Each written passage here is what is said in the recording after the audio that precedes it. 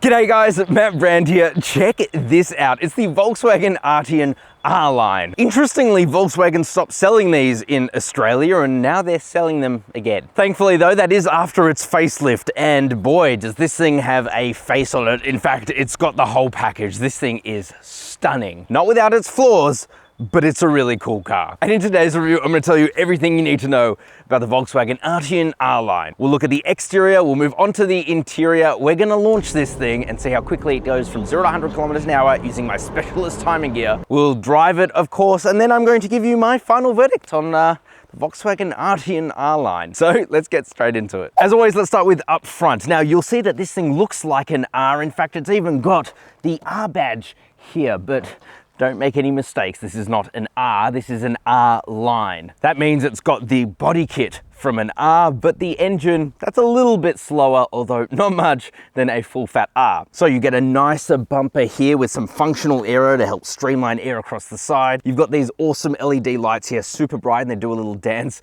when you start up the car at night. You've got these pretty cool LED daytime running lights, though it kind of gives this thing a strange moustache almost, and I'm not sure how I feel about that. But beauty is in the eye of the beholder, and to each their own, so I can't complain too much. But otherwise, it really is a stunning design. There's a lot going on, but yet it is so artsy and bougie that I kind of love it. What about the side of the Arteon? Well, clearly this one here is a wagon. They call it a shooting brake. It's a $2,000 option over the liftback, and I think if you don't get it as a shooting brake wagon, which is more practical and looks better, frankly, you're an idiot. But that's just my opinion. Coming down to these wheels here, these are exclusive for the R-Line. They're 20 inches and there isn't much travel and not much tire tread. So you would think that this thing is extremely uncomfortable on the roads. However, it's got the same damper setup as, for example, in the Golf GTI with 15 levels of dampening. So this thing is super duper comfortable, as you'll see shortly. Coming to the rest of the side, you've got an R badge, even though this isn't an R. I really hate when they do that, but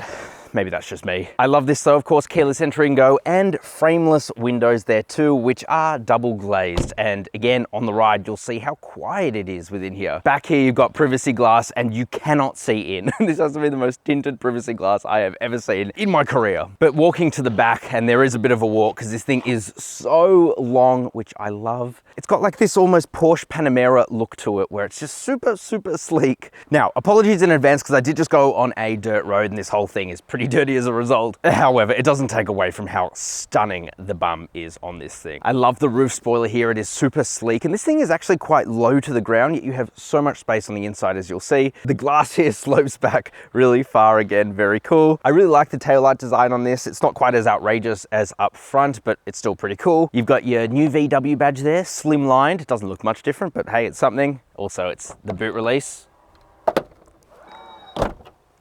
No. You've also got the Arteon badge there and the 4Motion badge there too. Coming down here, you've got a revised bumper and you've also got some outrageously fake exhausts. It looks like it's got a quad exhaust setup. They're plugged in.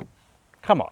Getting into the interior of the Arteon R-Line, I really wasn't expecting very much, but I'm pleasantly surprised. You have soft touch materials absolutely everywhere. It feels really premium, really high quality. It doesn't feel quite as nice as, say, a BMW 3 Series. You've still got plenty of cheap, scratchy plastics, but all your main touch points, like the steering wheel, are super premium. Speaking of, it's a very cool steering wheel. It's an R steering wheel, again, not an R, but whatever. It's got like the golf ball effect to it. Feels really nice to hold on to. And it's got that new VW system of touch capacitive buttons. I don't really mind it. They're not the best, not the worst. There is a little bit of a learning curve, especially when you're using the amazing digital instruments up ahead of you, which is super customizable. You can go through a bunch of different menus. Definitely one of the best in the business, but it also requires, as I said, a little bit of a learning curve. But this thing is fully loaded to the point where you get the most amazing Harman Kardon sound system, really good heads-up display there too, an upgraded infotainment display with wireless Apple CarPlay and Android Auto that's very responsive and easy to use. Not quite the best out there, but still very good. Annoyingly, there's no wireless charger, so it makes wireless Apple CarPlay kind of redundant because you need to plug your phone in to charge it anyway. And special shout out as well to the air conditioning controls. They have not been relegated to a screen in here like the Mark 8 Golf. Instead, they're just really easy, simple to use. I like it a lot. In terms of storage, it is really, really good. You have a glove box here. I've got my bottle of water in there because it is air conditioned. It's got a little vent passageway through to it and I'm very thirsty. Water. Speaking of water, we have a little cubby here where you've got a couple of pretty big cup holders there. The door bins are a massive size and they're felt lined too, so things don't rattle around. You've got another storage area up front. Again, I wish that was a wireless charger, and maybe it is in other markets. I would think so, but because of the semiconductor shortage, a lot of manufacturers are taking this away, de-optioning it. You've got a 12-volt socket there, and in this glove box here, you've got a couple of USB-C points, a bunch of storage. It's felt lined too, and I love this. It's so ergonomic. You can just move this, keep it in whatever position you want. Fantastic. Ooh, not to mention, to the right of the driver, you've also got more felt line storage there too. So plenty of storage space within here, and it does feel really quite big, even with these enormous seats. These are R seats, so they're leather and they've got this carbon fiber effect to them. I think it's a little bit naff, if I'm being honest with you, but it does feel super nice. They're really comfortable, really supportive, not too bolstery either, which I like. The driver's seat has leg adjustment, which is amazing. And of course you have your usual automatic movement, plus you have lumbar massage. So it's like a pseudo massage seat, which I love. I'm gonna turn that on now and just enjoy it.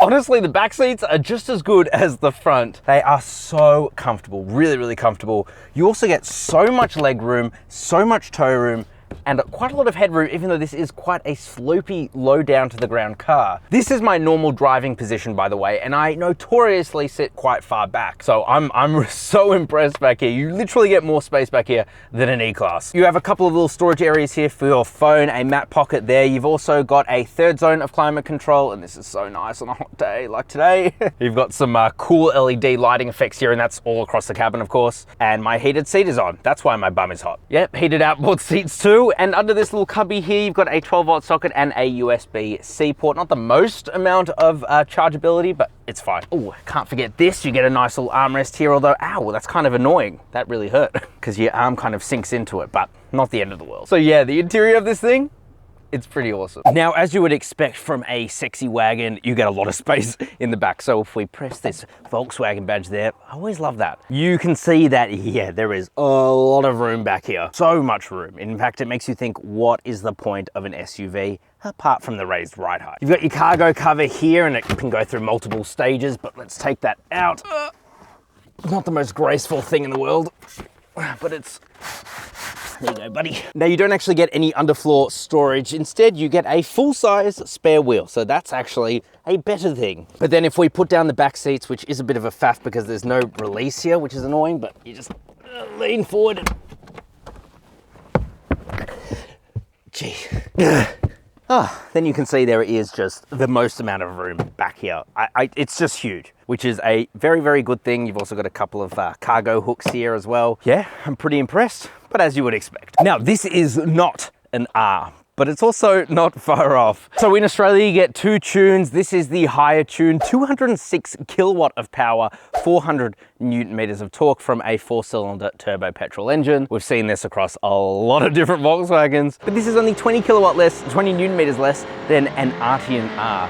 It's really not that much. Not to mention you get an all-wheel drive system and a 7-speed wet dual clutch. So that means that yes, this thing is very quick in a straight line. And then in terms of cost, it's really not that expensive. In fact, it's even cheaper than the upcoming Golf R. This one here costs just over 70,000 Australian dollars before on-road costs, which is actually very, very reasonable for what you get. And the performance is immaculate. Let's launch the thing. Okay, so now we're gonna launch the Arteon R. Now, Volkswagen claim that this will do 0 to 100 in about 5.7 seconds, but what will it actually do? Well, I've got my specialist timing gear here. It uses satellites to tell exactly how fast we're going. To turn on launch control, we put the car into sport mode. We have to go to menu, hit vehicle, then settings, and then ESC goes to sport. God, that's dumb. That is so dumb. And for good measure, we turn off auto stop start too. Okay, so we floor the brake, floor the accelerator. Here we go. This feels quick.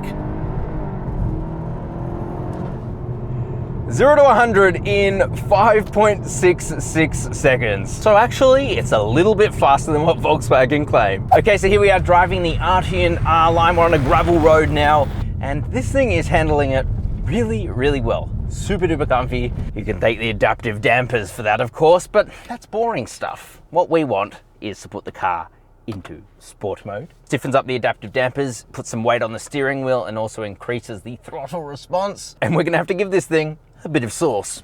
So let's do it. Oh.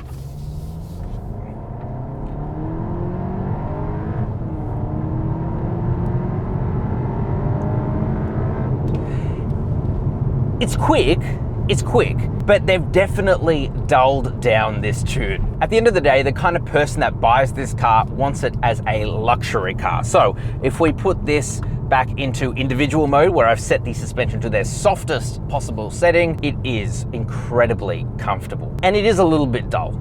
It is. And you know, there is a decent amount of body roll here too. Even in sport mode, it's just, you know, it's a big wagon. Just like the engine tune, the transmission tune is kind of the same. It's dulled down to the point where you don't even notice it. And that is a very good thing for one of these cars. There's no hard shifts. You just put your foot down, it changes gears, and you almost wouldn't even know it. We're not at Saucy Corner yet, but we're about to hit the twisties. So let's see how it goes around some corners.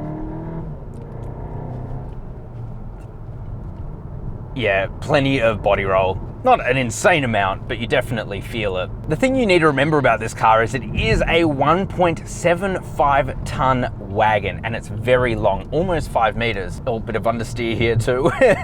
But you do feel like there's plenty of grip, and frankly, this car is much more of a cruiser than it is a sports car. Not that it's in any way trying to be a sports car. But of course, that won't stop me from making this want to feel like a sports car. So let's give this thing some sauce around Saucy Corner. Here we go. That felt pretty brisk. Handles decently well. We're coming up to our first hairpin, and yeah, there is a bit of understeer, though not horrible. Here's the second one.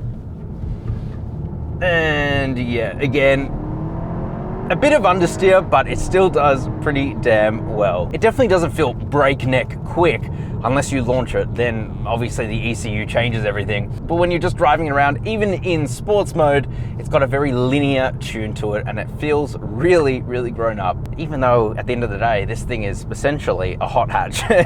Okay, let's get into my final thoughts. So what are my final thoughts on the Volkswagen Arteon R-Line? Well, I think that this thing is amazing. At 75 grand, it undercuts things like the BMW 3 Series and Mercedes C-Class for what you get. It's got a really capable engine. This thing is fully loaded, and it feels luxury. Not to mention, it's stunning, beautiful interior, the list goes on. Yeah, Volkswagen know that these things aren't going to be selling in huge numbers just because I guess they are more of an older buyer's demographic, but I mean for younger people as well, this thing is amazing. But let me know what you guys think of the Volkswagen Arteon R-Line down in the comment section just below that like button. Click over there to watch one of my other reviews. I highly recommend it, and subscribe if you're new. I'd love to have you around, and make sure you hit that notification bell too. Thank you guys very much for watching, and as always, I will see you next week.